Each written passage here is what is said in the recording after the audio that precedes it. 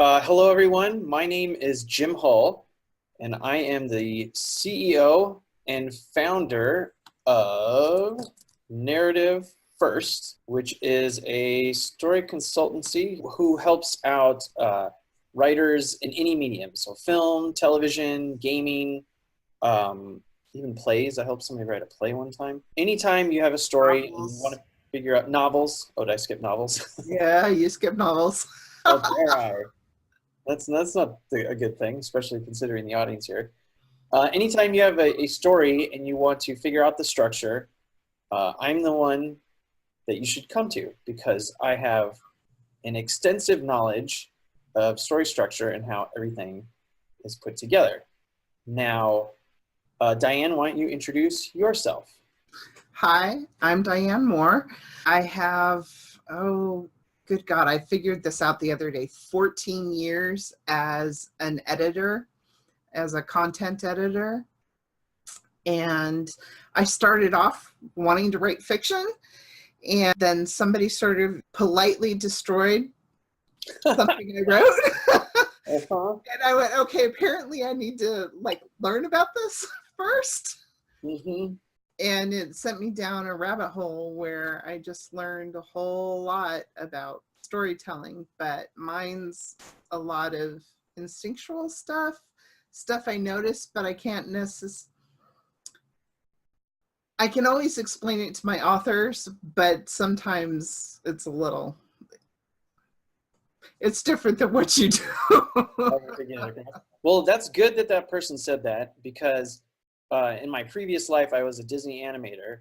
And when I was at CalArts, I had a famous animator sit at my desk and look over my drawings and tell me, "You don't draw very well, do you?" Which can crush the dreams of a 20-year-old art student. But it also fueled a lot of motivation so that I eventually became a Disney animator and worked for them and DreamWorks for 20 years.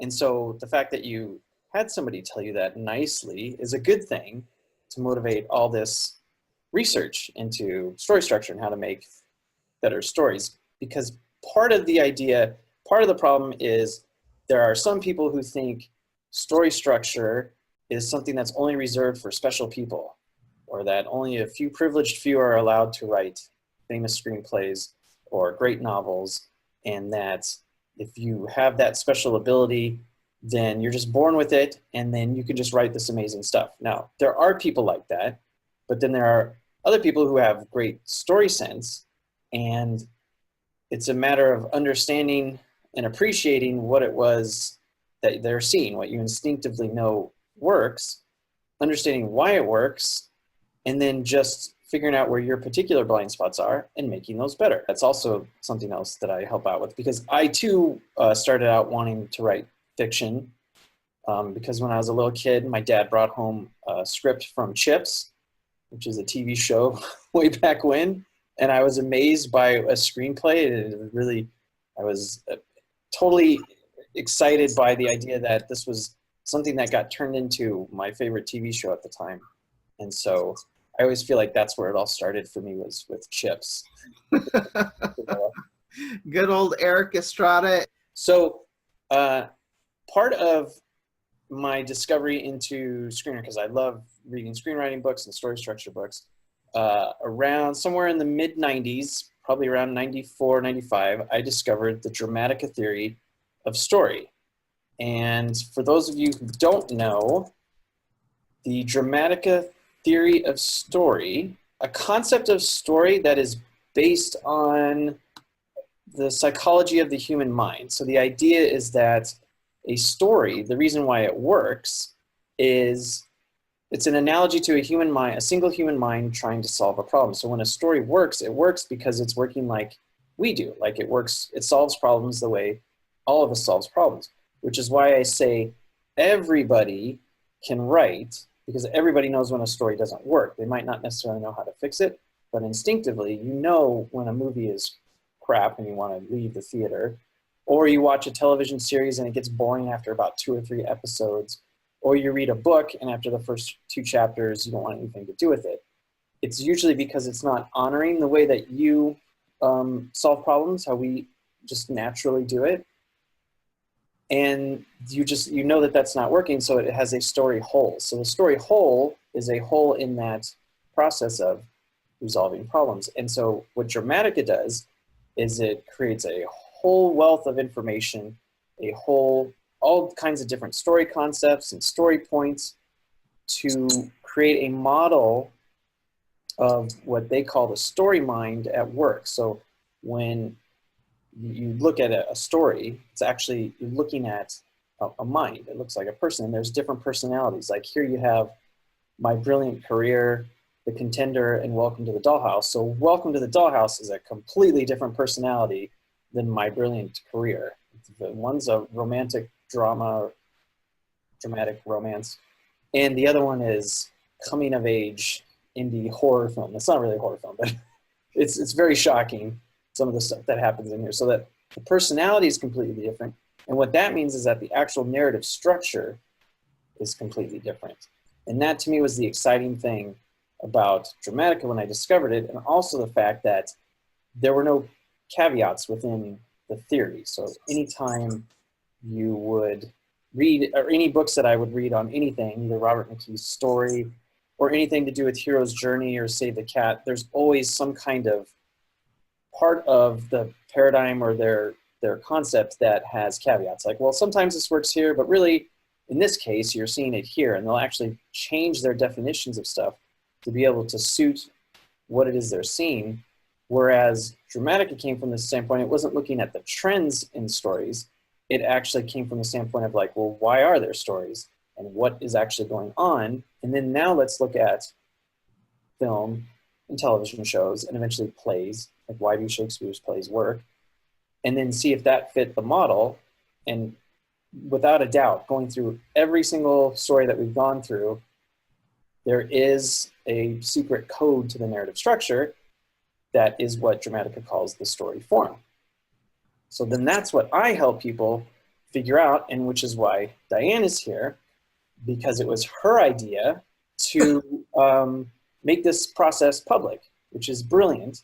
So she gets to reap all the benefits because she's the first one who asked to actually go through the whole process of what it's like to take your story from just the basic premise, even if you've written a couple drafts and it hasn't gone anywhere, but to take that premise and convert it into structure. So Dramatica has an application which is called Dramatica Story Expert, and it looks a little something like that. I know I'm taking control of everything here, but I just want... That's okay. We need to lay the groundwork for everybody. That's part of this. I was just going to say, I found Dramatica just a little bit after you, I think. I think it was 96 for me because my daughter was 3. She's now 25. I thought it was the most amazing thing in the world. I still do. Is this. I'm very, very lucky, very grateful that this is what I get to do full time. This is all I do, is help people with their stories and develop stuff to do with the theory of Dramatica. To me, it's fascinating. I always am learning something new. It's been 25 years, and I still get things wrong. I still have to relearn certain things. And that's just because it's based on how our minds work, right? So our minds don't want to know how they work because then we won't do anything. The only way we're motivated to do anything is because we blind ourselves to what is really driving us, and then we actually do something. So once you start to learn what it is, how your mind works, then you start to lose motivation for stuff, and then your mind protects you because it's like, no, don't learn how everything works. Don't look behind the curtain because then you're just gonna go meditate on a mountaintop, and then we'll never get anything done. But to me, it's the most fascinating thing, and I agree. After all the different analysis and all the discussions I've had, to me, it's like the most amazing, magical thing that you could ever learn when it comes to story. And so what I'm hoping is, well, you're going to get a great story structure and get all this new knowledge out of it, but also to hopefully introduce people to how great this is, and just so that they'll want to learn it too, because we all win when there's better storytelling. We need better stories out there. And yes, for sure, I know the secret. It might take a while to explain it, We got time. We got lots of time. Like for instance, I don't know. Do you watch On the Block? Did you watch that series on Netflix? No. Is it a homework assignment? I can. Well, I would watch the first season. So they just released their second season, Okay. and it's like a coming of age drama / comedy in the Valley, the San Fernando Valley, right here, right down the road from where I live. Um, it's a fictional city of Free Ridge, which is Burbank, and then all the stuff that goes on with those kids as they grow up. The first season is tremendous. It's great. It has a complete story, which we'll get into, like how you can do a complete story over the course of an entire season. The second season, just everything fell apart, and it was almost like they were trying to tell the same story like 9 times, or 8 times, however many episodes there were, and it's horrendous. So again, that's because it didn't adhere to the mind's problem solving process, how structure actually works. And even people who are super fans of the show have trouble getting attached to it, because even if you love the characters and you had such a great time the first season, you'll see people like, it's not as good as the first season. And the reason why is because it's not following that narrative structure. So and it's not one structure to rule them all, sort of thing, which we'll get into. So this is what Dramatica looks like. And I forgot why I brought this up originally. Why was I bringing up Dramatica? Just to show them? Yeah, just to show them what it was, I think. So this is the narrative engine here, just to give a brief overview. And each of these episodes will be about an hour or so. That's what we're going to shoot for. So here, you have the whole thing. This is the whole enchilada here. This has all the different story points that you can pick. And right now you can see there's 32,768 different story forms. So that is a clue as to the magnitude of what it is that Dramatica is trying to explain, or what it codifies or puts into an application. It's not the idea that there's one hero's journey or one save the cat thing and all of them are variations on the same story. The idea is that your premise, what it is that you're actually trying to say with your story, what you're trying to argue or put forth into the world, determines the narrative structure. So that premise, right now, there's at least 32,000 different, unique premisi, whatever the plural of that is, that argues your message. So once you find out what it is you want to say, then you're going to be presented all the different bits and pieces, and that's how you create a solid story. And the problem people get into is they think there's just one model, and everybody instinctively knows that just doesn't feel right. And they try to force their particular premise into that model, but it might not necessarily be arguing the right thing, and then so bits and pieces get out of whack, and people fight their intuition to be able to do that, or they just kind of go with what's already there, and then that's why every story kind of feels the same. So what we're going to do with you, Diane, is I'm going to ask you 1 billion questions about your story. Awesome. And we're going to figure out what that premise is so that we can get to the structure. Now, it's taken me 20 years to get to a reasonably high level of understanding of how this all works. But the idea is to make it easier for everybody else. Yes. So in order to make it easier for everybody else, I created an application entitled Subtext. And this is something that if you go to Narrative First, you'll see it up here in the right-hand corner, Subtext. And well, I should also mention too, before we get to Subtext. So I've been writing Narrative First, which is probably how most people are introduced to me, for about 13 years now, I believe. So there are hundreds and hundreds and hundreds and hundreds of articles and blog posts and podcasts, which are coming back, and all kinds of stuff, because I love writing about Dramatica, and I love writing about everything to do with it, because to me it's the most fascinating thing in the world, like I said. And these are all available to everybody anywhere. Subtext is a service that I created to make it easier for writers who are new to Dramatica or who don't even want to learn Dramatica to actually leverage the power of the theory to quickly come up with their own narrative structure. And the way it works is really quite simple. You just choose the genre you want. With Diane's help, I have come up with at least 150 different genres and subgenres to kind of set the personality of your story, which we'll get into later. And then from that, you'll pick a premise based on, right now there are, I believe, 435 different unique narrative structures that I've done personally. Well, question on this. So technically there are 32,000 premises, right? And yes, change, whatever, that are all slightly different or massively different depending on where they fall within the Dramatica structure paradigm. right. Okay, just checking. So We what your have question, 430 out of 32,000. so I'm one person, right? So the really fun thing is, let's go to here. So these are different ways you can learn about subtext.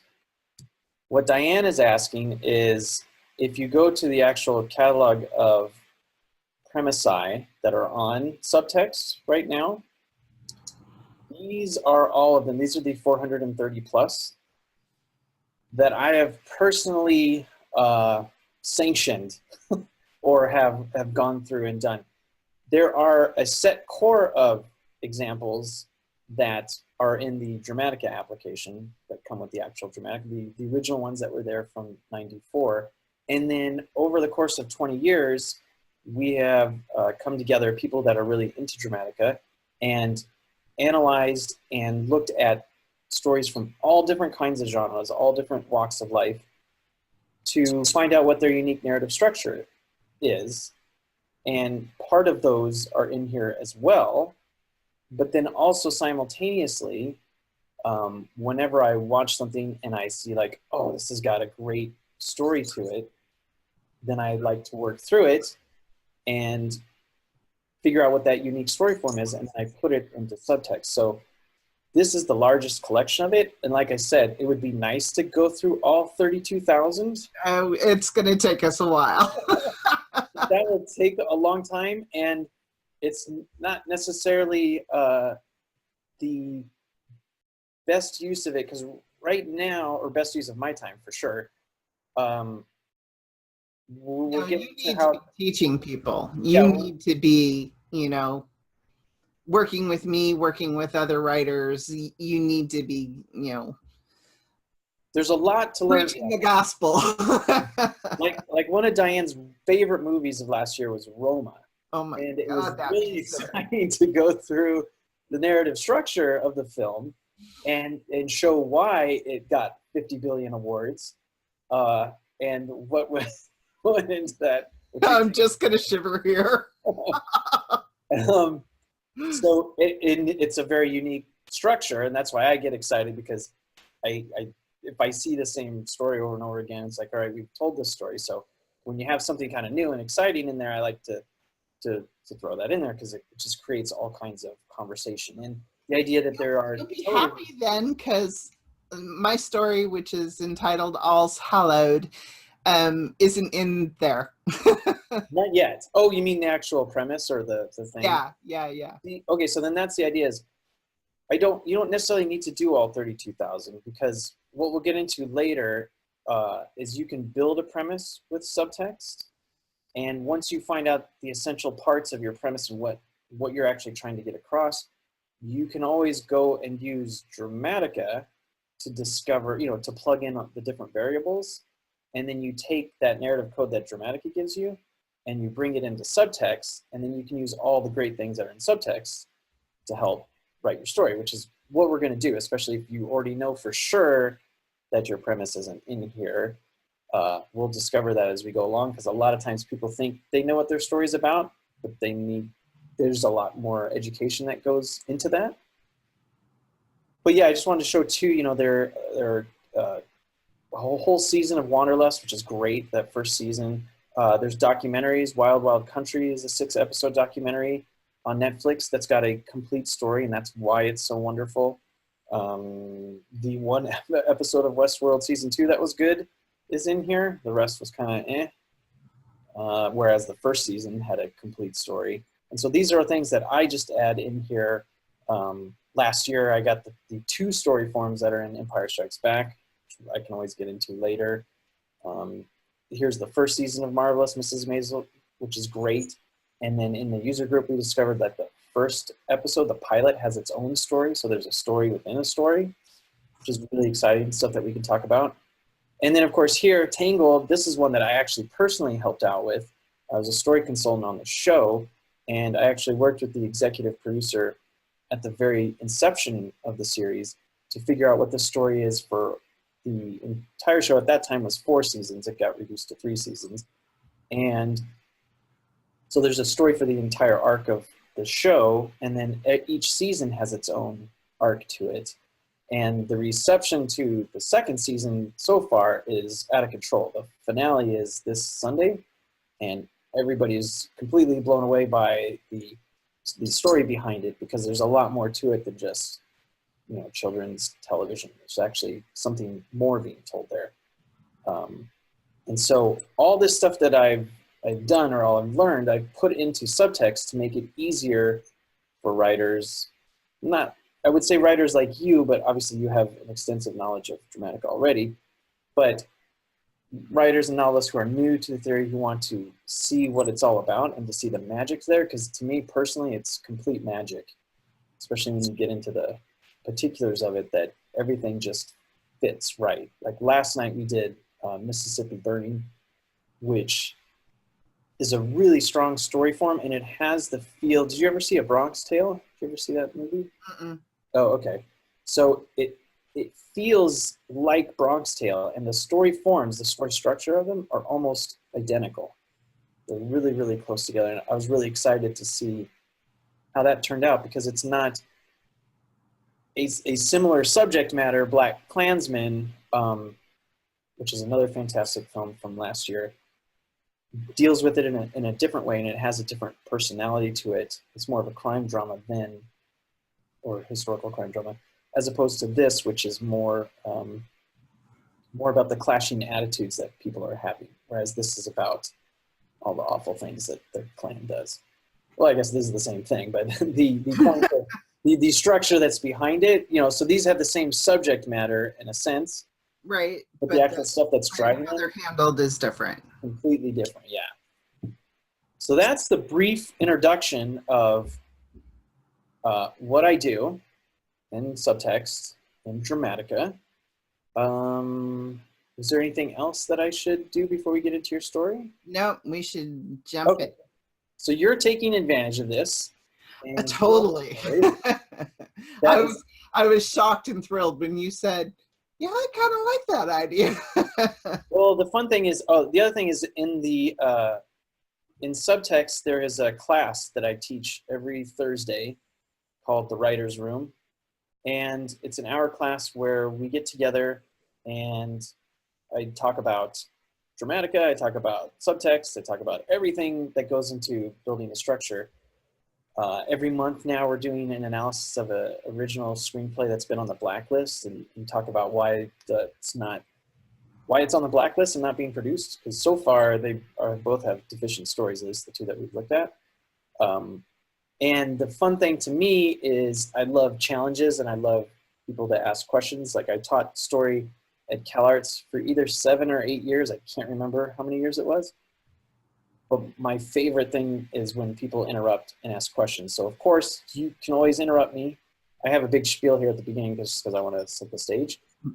But I love questions, because I could go on and on and on about this stuff forever, and I would love to talk about it. But the writer's room is really fun, and Diane is even more fun because she likes to challenge. Because I like to interrupt. She likes to interrupt and challenge. And so that's why I thought this was such a great idea, because there's a nice fun dynamic here where you're not afraid to speak your mind and to challenge and to go, oh no, it should be this, which just makes things better. And I think people would appreciate not just something where I sit here and pontificate about how wonderful Dramatica is and all this stuff that I know, but to actually have real world questions that are like, no, how do I actually use this thing? How do I actually put it into work? How does it apply to my story? Which I'm stuck on All's Hallowed in that dreaded middle. I've got the beginning. I haven't written the end, but I think I know what I want to do. In that middle, I'm just like going, Well, then that's what we'll work through and we'll figure out. And it'll be great because keep this draft that you have now, and then at the end, well, hope if you're open to it, to make it available for every. I'm sure if you write the novel, then people can read that final version and see what it's like. It would be just a great sample to show you, like, here's where you start, and then once you actually work through all this stuff and figured out what it is you're actually trying to say, it's like there will be parts of your story that work great. Like I was working with somebody today who naturally would just assume that his character prefers to solve problems linearly, right? Because it's a guy and he's writing about a guy, and you know, one of the key story points that fits into your premise is whether the central character of your story is more of a cause and effect person that just goes, you know, step by step, or do they have more of a holistic understanding of whether they're a little more intuitive and kind of make, you know, leaps that don't necessarily connect, except for they do for them. Right. And like for Mississippi Burning last night, it was great because the holistic character in that film, or the main character, I'm sorry, in that film, Gene Hackman, is holistic. And that gave it a really great feeling. And the Willem Dafoe character is very by the book.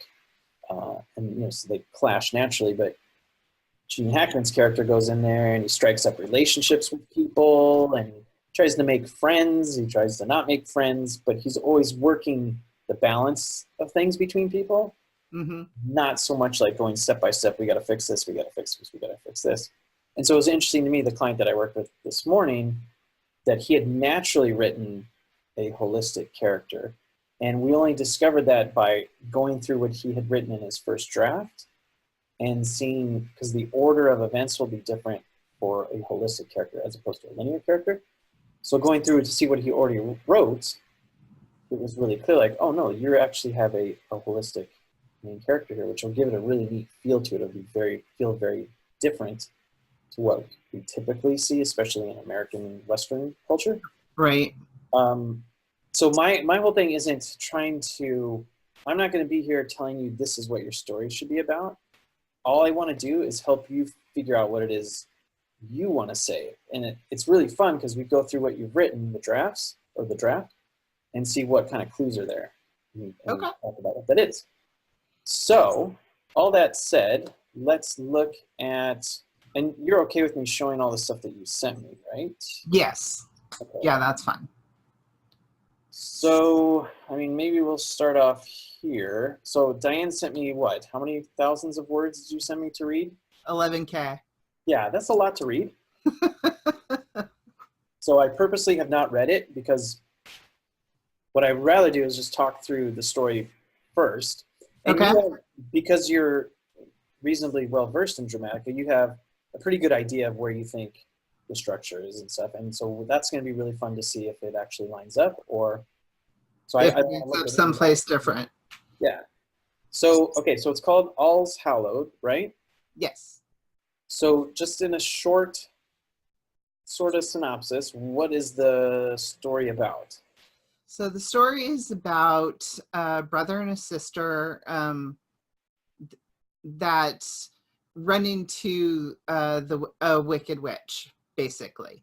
My jump off point from this was I wanted to do sort of a retelling sort of Hansel and Gretel. Perfect. Okay. And so it's Halloween night, and their father takes them trick-or-treating in this neighborhood that's not theirs. It's a really sort of ritzy-ritz neighborhood, and tells them that the house up on top of the hill has king-size candy bars and they should make sure to hit that one. And the houses are really far apart. There's no sidewalks. This is really kind of a creepy place for these kids to be. And when they get to the top of the hill, they it's kind of foggy and misty, and they meet the witch, and the brother has to use the bathroom. And so they end up going into her house, and then she kind of has them. And the witch's job is to take magic away from males because they go violently insane. And this was done to their father, who is an alcoholic and self-medicates with his alcohol, because basically when they take the magic out, it keeps them from going violently insane, but it rips part of their soul away and they become sort of suicidal. So is your contention that all males turn violently aggressive? No. You mean in life? Yes. Or just in the story? Well, in both, I guess. Is that So no, not in life. No, okay? men are awesome. At least So, most men are well, awesome. yeah, no, I don't mean that part. But within the confines of the story, the actual cause of it's considered, because it's been such a long time, hundreds and hundreds of years, that it's presumed to be genetic, this tendency of males to go violently insane. And it's actually a curse that was way in the past and isn't directly part of this story, except for as background that it is a curse and not genetics like everybody thinks it is.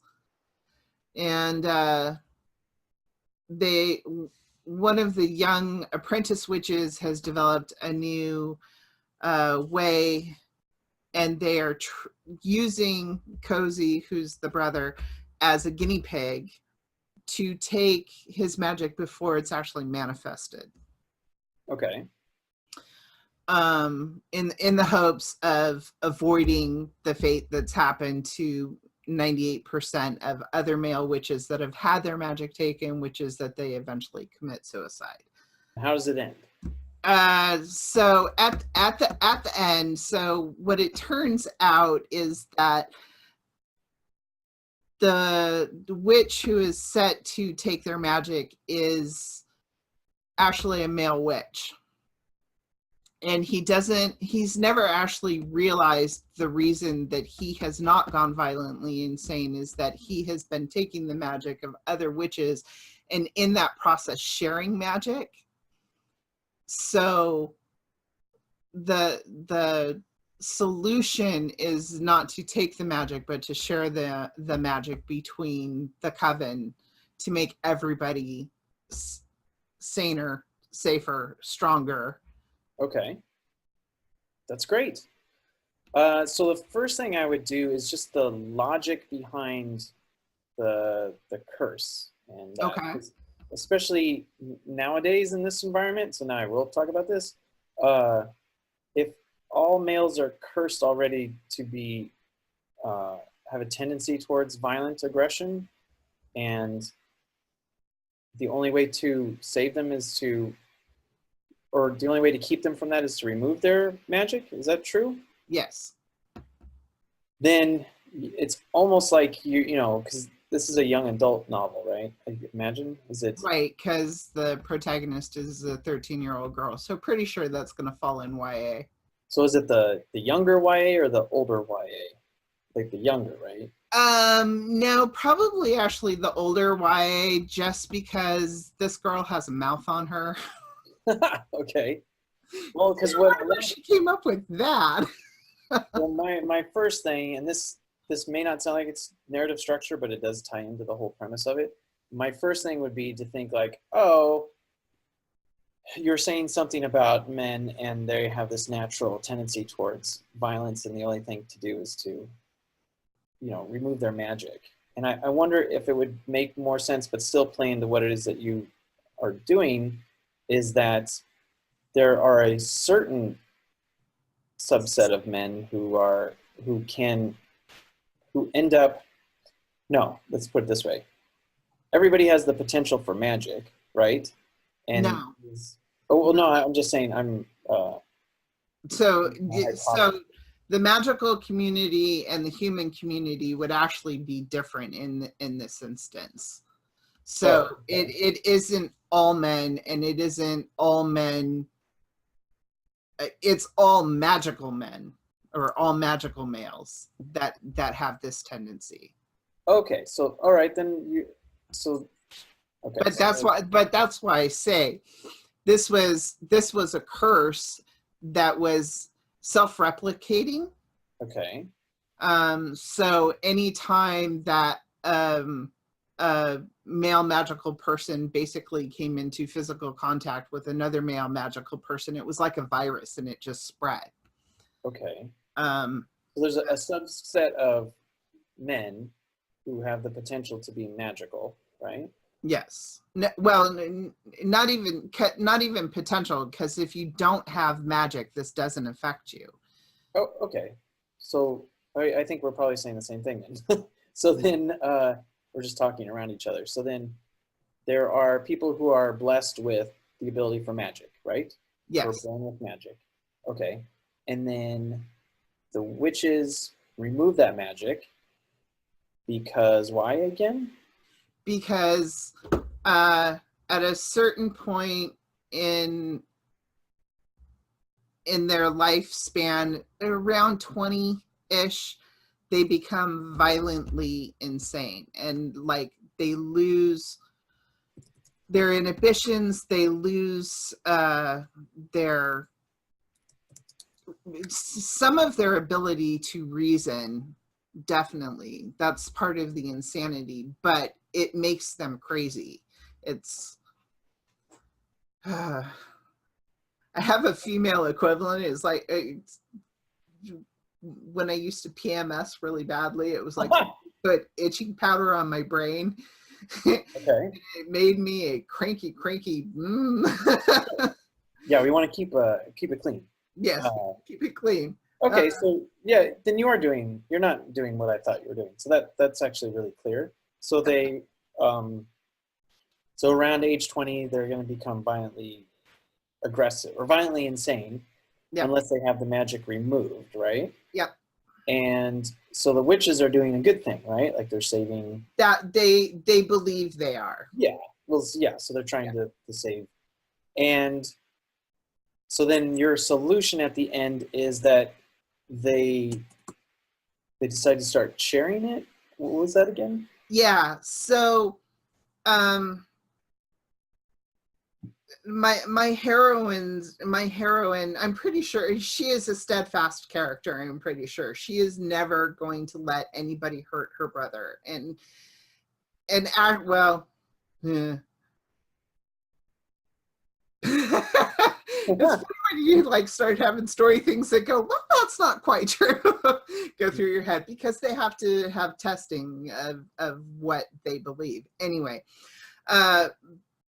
her thing is that there's got to be another way, and she figures out that the witch that has them, the female witch in quotes, is actually male, and so that starts her on a point in the middle of the book. This is what needs to happen, is that she needs to notice that this female character is not female and is actually male, and why isn't this person insane? Okay. Why aren't they violently insane?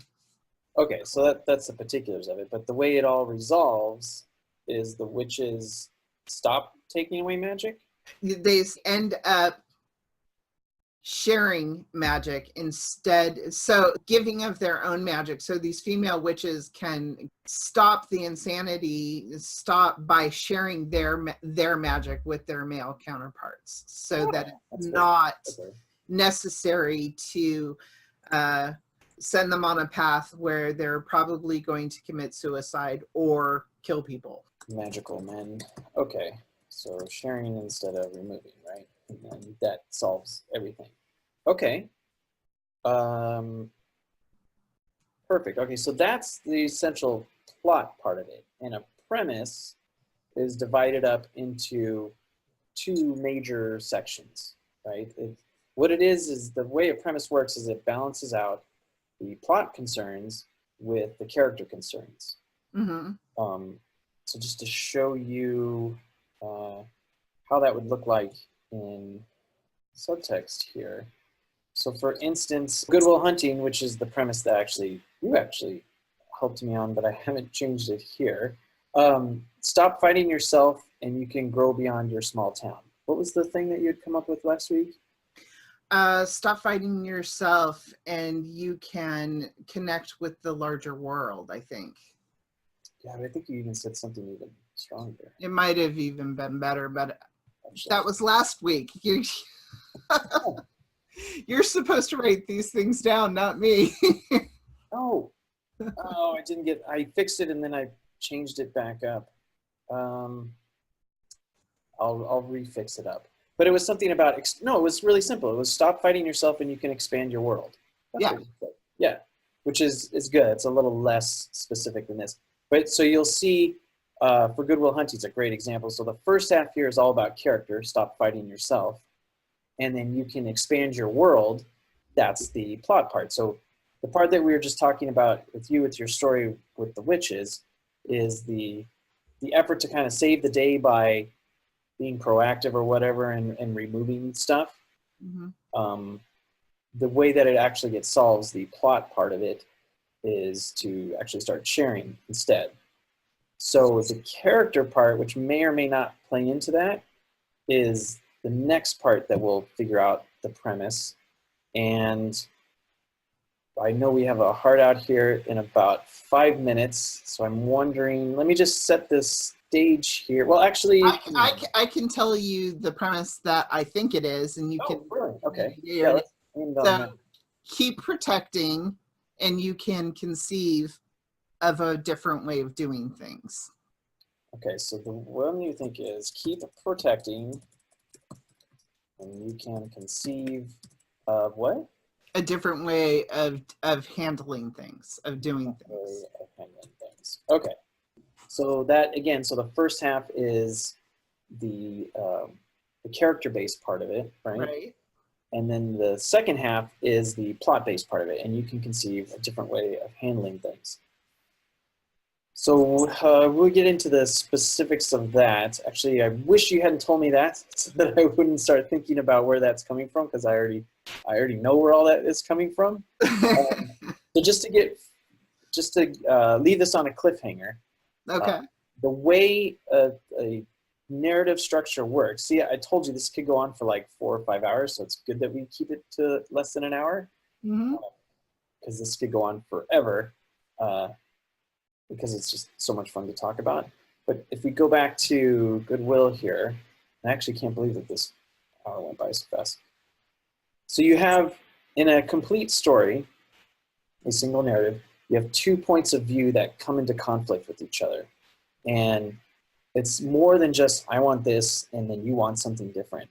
It's actually 2 alternate ways of seeing the same thing. Like, Will has his certain perspective on how he wants to solve his problems, and Sean here, the Robin Williams character, has his way of how he goes about solving problems. And they come into conflict because those 2 points of view can exist in the same space at the same time. And that's what an inequity is, which is the basis of all conflict, is you have 2 forces that come together that can't be in the same place at the same time. And so the only way to achieve a reasonable amount of success or resolution is one has to give over to the other. So one point of view adopts the other's point of view, and then the story shows whether or not that was a good thing or a bad thing, or was that successful, or was that a failure? That's how you prove this premise. That's how you use the story points to actually prove it. Now, the thing that you just pitched to me, it sounds like it's a very positive thing. So it's just gonna be like, if you do this, then good things are going to happen to you, and it's going to be, you're going to get success. It's a kind of the feeling that I'm getting from your story. Yes. So that's a very triumphant premise, which is what we will be working with.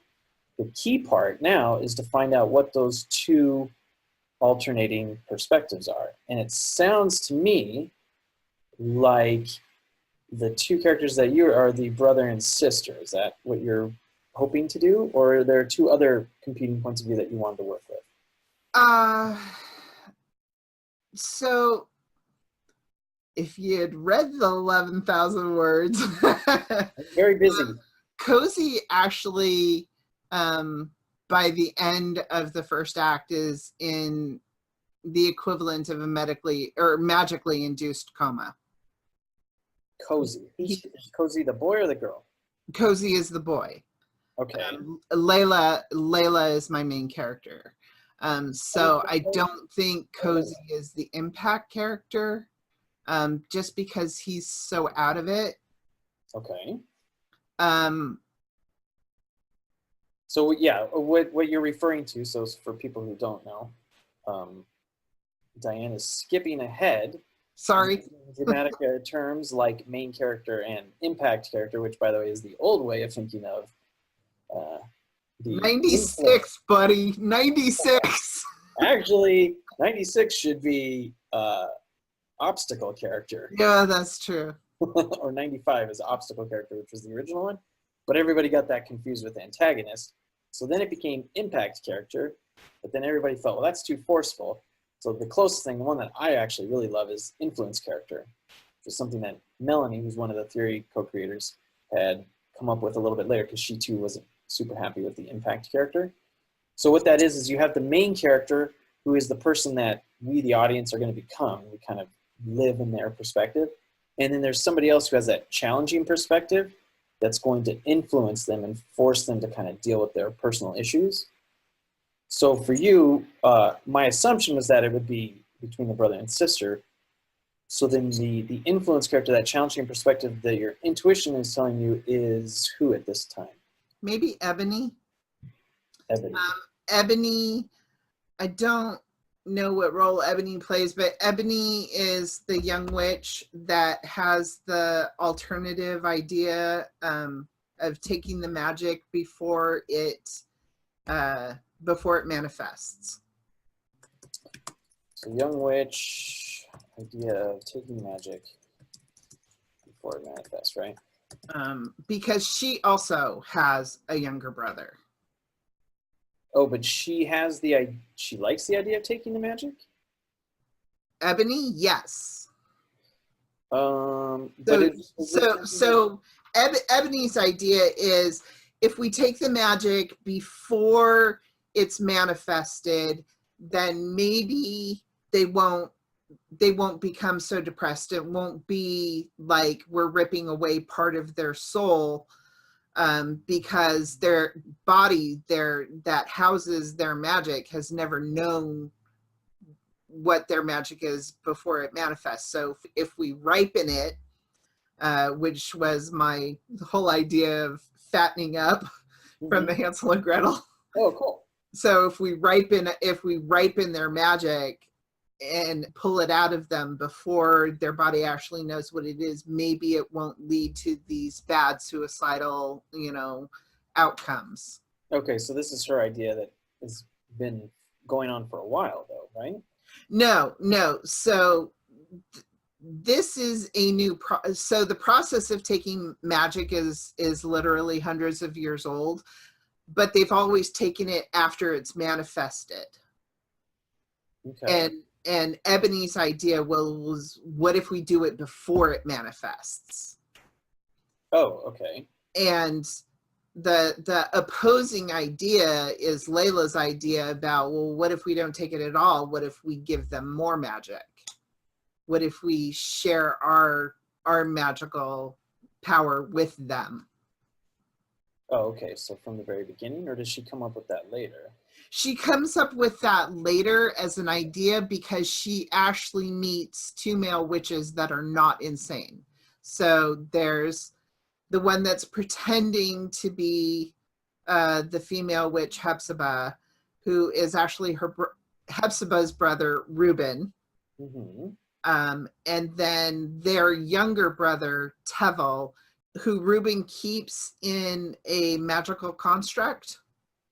that is built out of his own magic. So everything that that Tevel touches in that place is part of Ruben's magic. And so it's shared sort of that way, but it's taken the violence out of Tevel, but it hasn't taken the insanity. And when you read Tevel's chapter, you'll see that he's there, but he's not all there. Okay. So now I have a reading assignment, which is going to be reading those 11,000 words, I imagine. Welcome. Thank you. And this is, that's the entire draft from beginning to end that I'm reading? No. It's, I don't necessarily write in order. I write when something Wonderful. occurs to me. Okay. Probably the first 8 of the 11 things I sent you, probably the first 8 of them are sequential. Okay, so I'll read that and try and get an idea of where they're coming from. Because right now it seems like, so what you're trying to say is Layla is on the right path, right? She's doing the right thing. Yep. And then the person that's going to adopt her point of view is going to be somebody else. So that, just to do a quick idea of what that is like, if we came into here, I believe if I come here, so here the story's a little different because Will is the one who ends up adopting Sean's point of view, so the main character actually does their big change. So what Diane is referring to when she earlier said, oh, I think my main character, I know my main character is steadfast, she wants to write a story where the main character's on the right path. They might have doubts and they might have misgivings about it, but if you compared where they began the story and where they ended the story, their point of view, it's the same. It'll be stronger, but it's not as if there was a 180-degree flip, which it sounds like what you want to do with Ebony, that she'll be the one that changes that. Ebony and most definitely, so most definitely Ruben. So Yeah, we'll talk about it because it's a little interesting that if she comes up with that idea at the beginning, but then changes it at the end, the change is a little confusing to me, as opposed to if it was already in place, because you're talking about coming up with an idea. So then it's like, well, she came up with this idea, but then at the end, she's coming up with an idea of what is the actual change. And the key part about all these story points is the difference between the subject matter, like what's actually being talked about, and then the actual source of conflict, which is what we will definitely get into next time. okay. Because there was so much setup of all this stuff. But I want to just show real quickly when you add here. So right now, you know, you have all 430 different story forms here, story structures. So when we're talking about a steadfast character, that would be their resolve. And you know, you can either have change, which will be the Goodwill Hunting type story, or you can have what Diane wants to write, which is a steadfast story. So something like Chinatown, where Jake just keeps doing things the way he always does, and that ends up turning out quite badly for him. Or would be another more recent one. Well, Die Hard obviously is a classic example where Bruce Willis is really set on the path, and then the cop that he ends up striking up a relationship, he has a huge change. Pretty Woman is another one. Julia Roberts is on the right track, and then Richard Gere is the one that flips his point of view. So what we'll do is we'll use that as a basis for our next get together. Okay. Talk about who those actual characters are, and I'll read through the 11 semi-connected chapters, or however many chapters there are, and see if I can see what it is that you're trying to get across. Because it's essential in the very beginning to figure out what it is that you want to say, because like I said, that'll help develop the narrative structure for it. That'll create the outline for what it is that you end up writing. Okay. So in the meantime, do you have any questions before meeting again next week? So you have no assignment this week. Okay. I should give you an assignment though, I guess. I guess my assignment would be, let's go back to, well, it looks like you know how you want this to end. I know what it would be. take the central characters of your story. So Layla, Ebony, Cozy. Who was the other guy? Darby? What was his name? Reuben. Reuben. Reuben, who is pretending to be Hepzibah and has been for about 60 years. Okay, and I would write a 1-sentence, 2-sentence description of their point of view when it comes to the idea of taking away magic.